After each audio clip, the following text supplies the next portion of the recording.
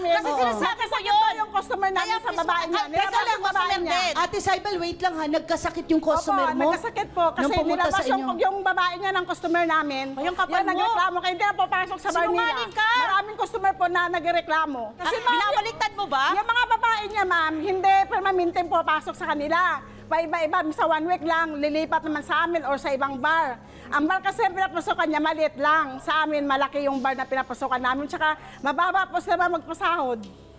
Ate Ami, ano yung sinasabi mong sinusulot yung mga customers mo ni na Saibel? Dahil ang kwento ni Saibel kanina, kusang pumunta doon yung customer na yon na ikinagalit nyo dahil madalas pumupunta na doon dahil yun, medyo mapera daw yung customer na yon. Hindi po. Wala pa akong sinasabi na sinusulot yung customer. Kasi po, ma'am, nung nakaraang linggo lang, may customer po sila na pumasok sa amin, nagreklamo na niloko ng babae niya. Manluloko daw yung mga babae niya. Yun ang sabi ng Ano customer. ba ang mga panlulokong nagaganap katulad ng sa loob ng girly bars? Pwede ba naming malaman? Yung ma'am, halimbawa, yung babae ko, katable yung customer. Kasi yung customer nila sa amin pumasok nung nakaraang linggo. Okay. Ang sabi daw, sasama daw pagkatapos mag-inom, sasama daw yung babae. Di, sige, order ng drinks. Hanggang sa maubos na po yung pera, hindi sumama, tinaguan na lang ng babae.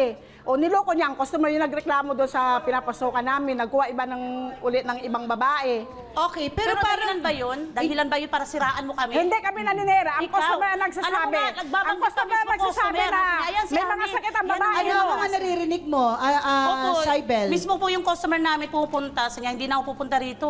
Kasi sabi ni Ami, mababaho daw yung mga babae mo. Hindi daw Ang pala customer ang magaganda. nagsasabi. Siya, mismo, Ang customer, binabanggit ng hindi pa ako customer. naninira, ma'am. Ang mismo ang customer nagsasabi. Lagi Na ang po mga kami babae niya, nagdadagdagan manluloko, yan may sa sakit. labas, manluloko. Okay, Dahil sa ganyan. paulit-ulit natin naririnig Opo. yung sakit katulad ng anong sakit ang sinasabi, Ate Ami. Yung nagkasakit ng tulo daw, ma'am, yung customer. Totoo po yan, ma'am. Oo, talaga sabi ng Opo, customer opo, niyong ma'am. lalaki. Opo. Ikaw naman, Ate Saibel, sinasabi mo rin na pumupunta rin sa Opo. inyo yung mga Pero customer. wala naman po mga sinasabing customer sa amin na ganyan. Oo.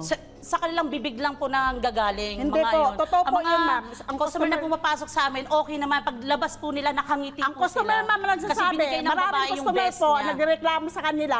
At saka yung babae niya, kunti lang, ma'am. Sa amin, marami.